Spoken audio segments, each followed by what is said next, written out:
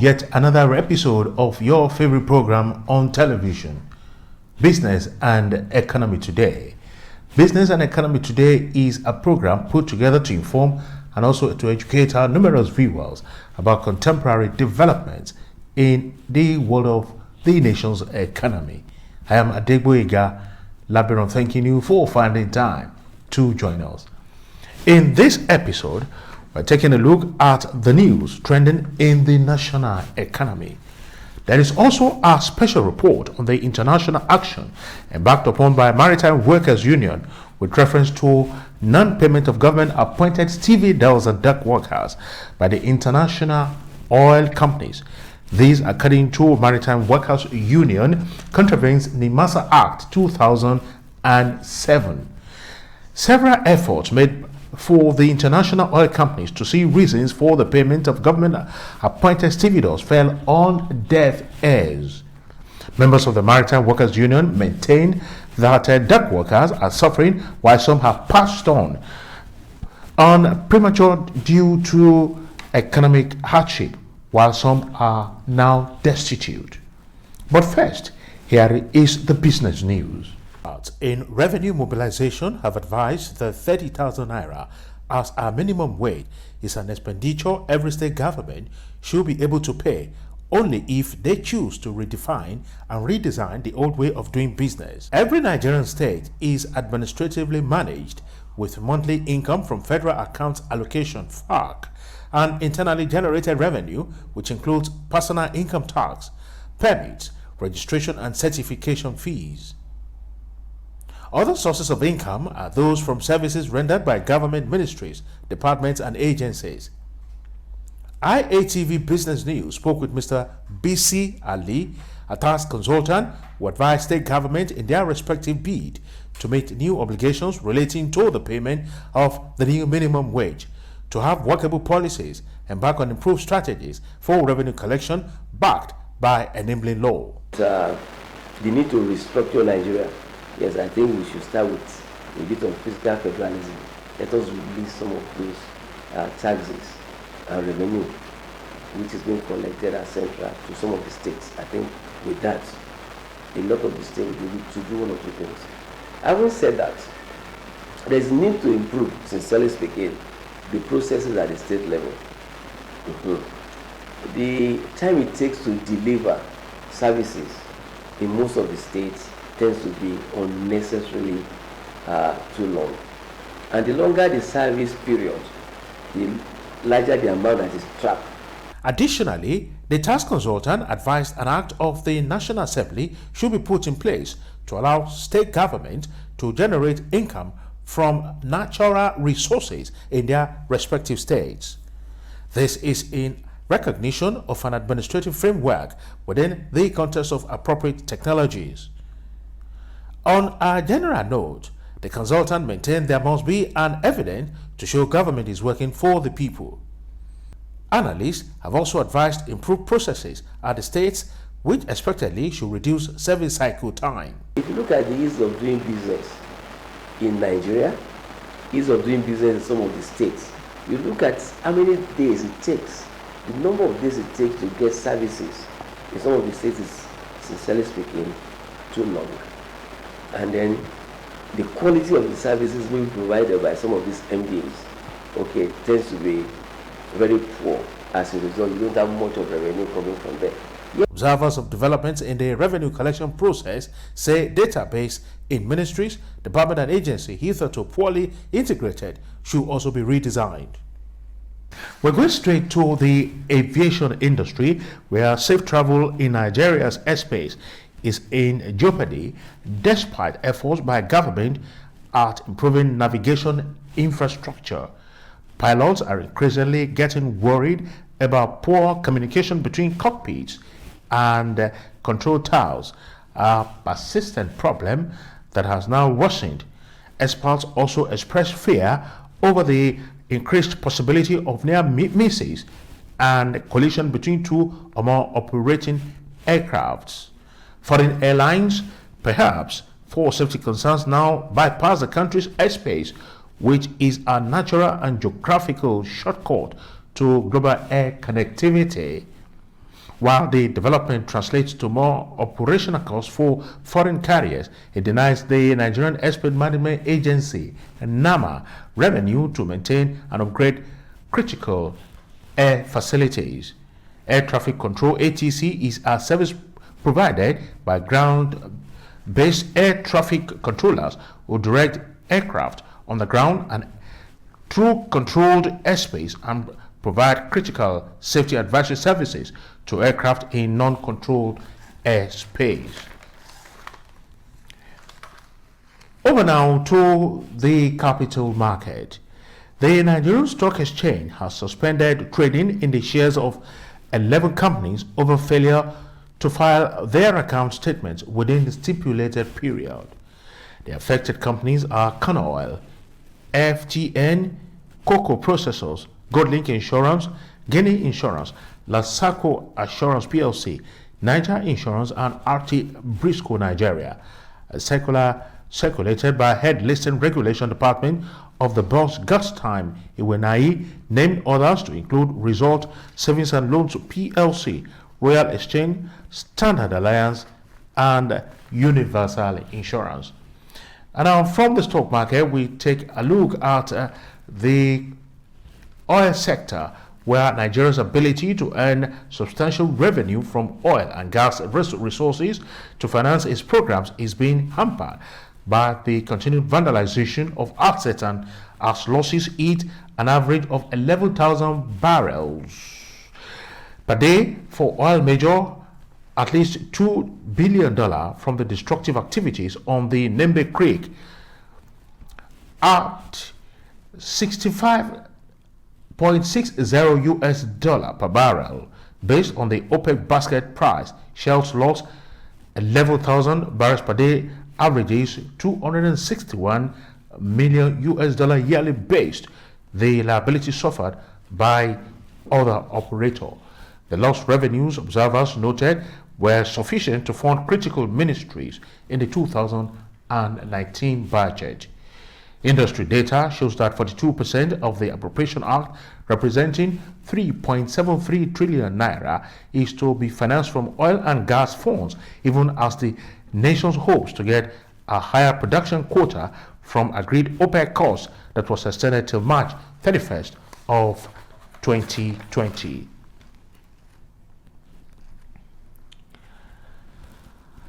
The federal government has charged insurance operators not to work against the current industry recapitalization move by the National Insurance Commission, NICAM, which is aimed at taking the industry to lofty heights.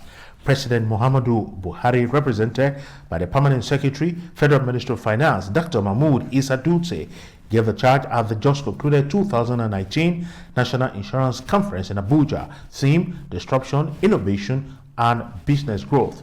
Buhari assured that government will continue to support the industry to enable it contribute effectively to national growth, while urging operators to support the recapitalization program, as this will deepen insurance perpetuation, which remains a responsibility for stakeholders. From the insurance subsector now to the capital market.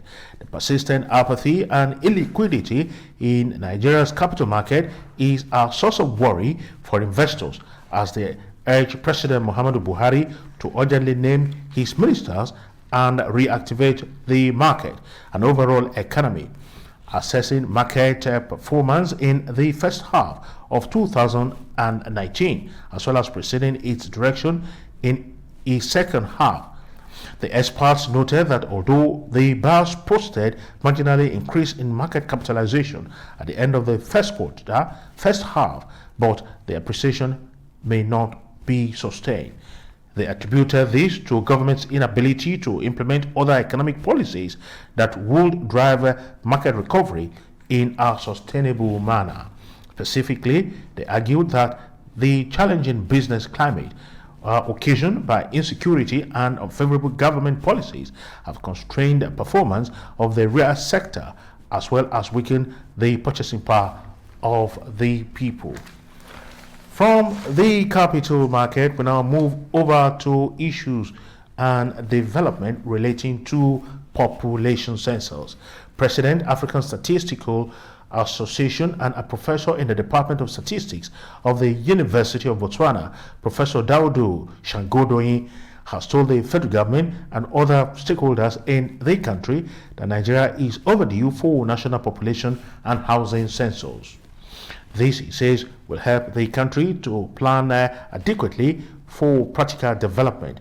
Shangodoyin stated this in a lecture themed Nigerian Population Explosion and the Role of National Planning, delivered after the Southwest Zonal Summit of the Nigerian Institute of Management, NIM, held at the 21st Event Centers in Ibadan. The professor of statistics said with Nigeria's population put at 200 million as at June 2019, by the United Nations, the population of Nigeria represents 2.6% of the world's total population, which numerically means that 1 person in every 39 people on the earth is a resident of Nigeria. According to Shangodoyin, the most recognized major trends and issues in Nigeria population dynamics. To do this, they must conduct the long overdue national population and housing census. Some trends and issues such as reduction of infant mortality, family planning, changes to immigration policies, contraception, and many others that have direct impact on human lives. Depends, land, water, and biodiversity should also be addressed. And now to industrial matters. The Lagos Chamber of Commerce and Industry has called for an immediate reversal of the new import duty exchange rate set by the Central Bank of Nigeria.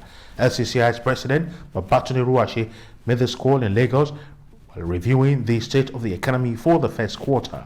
He revealed that the Central Bank of Nigeria had 3 weeks ago changed the exchange rate for customs duty from 306 naira per dollar to 326 naira to a dollar without giving reasons for the action. The action had attracted wide condemnation from operators and stakeholders in the maritime sector.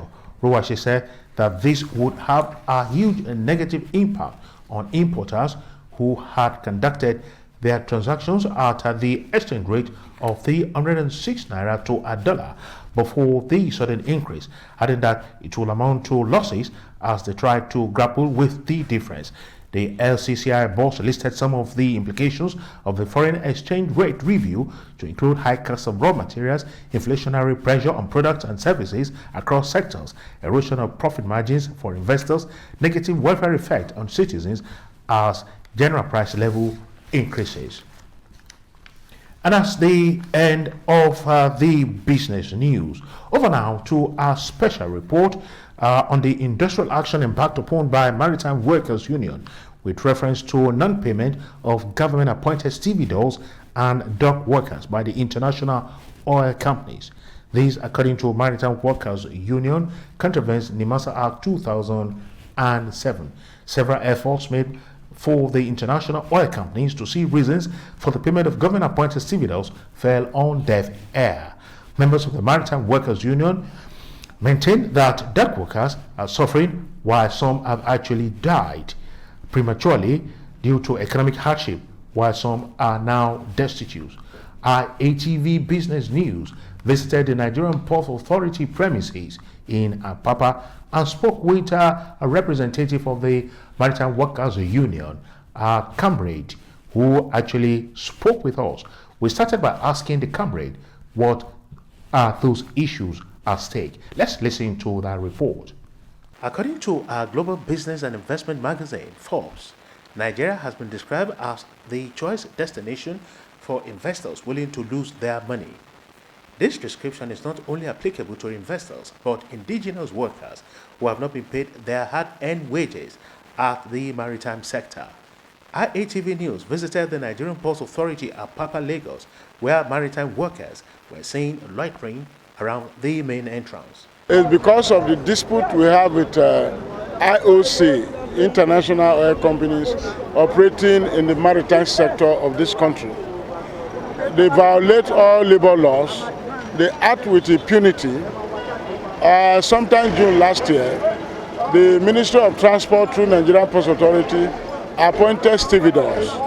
They changed the old ones, they renewed their appointment. And ever since then, they do not pay them the wages of stevedoring, because most of the IOC, they have oil platform. And if you look at NIMASA Act of 2007, Section 27, it's very clear who is doing the job of a stevedore. They are registered stevedoring companies and registered dock workers.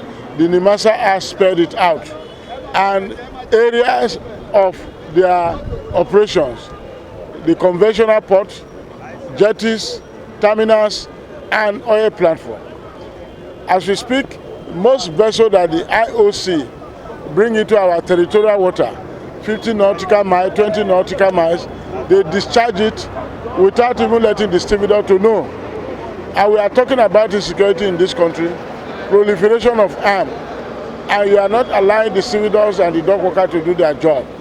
So we have tried all our best to make them see reason. They refuse.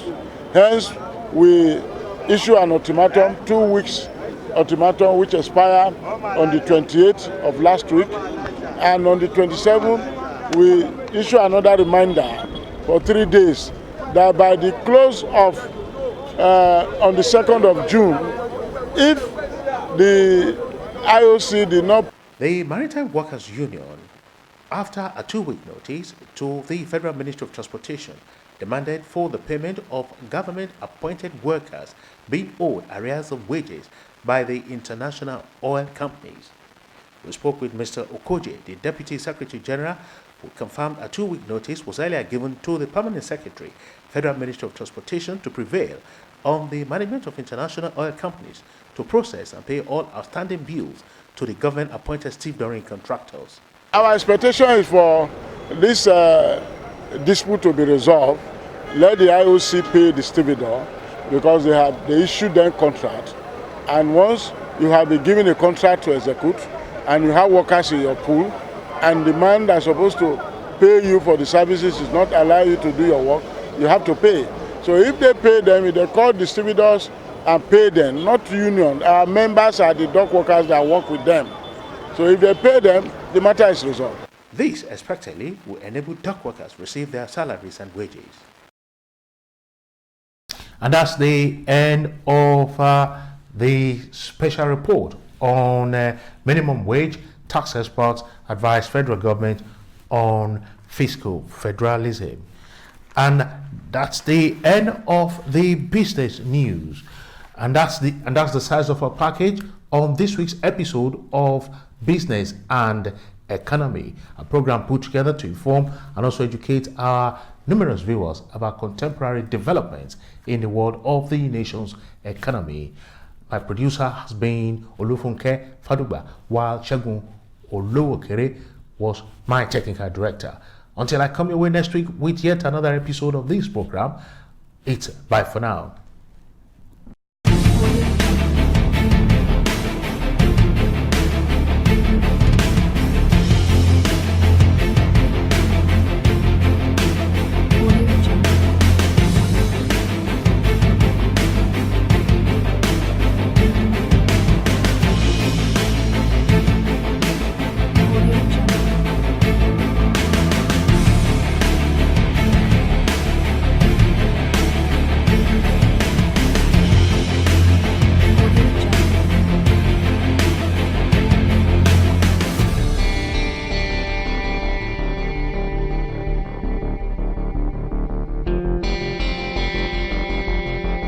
Audio Jungle.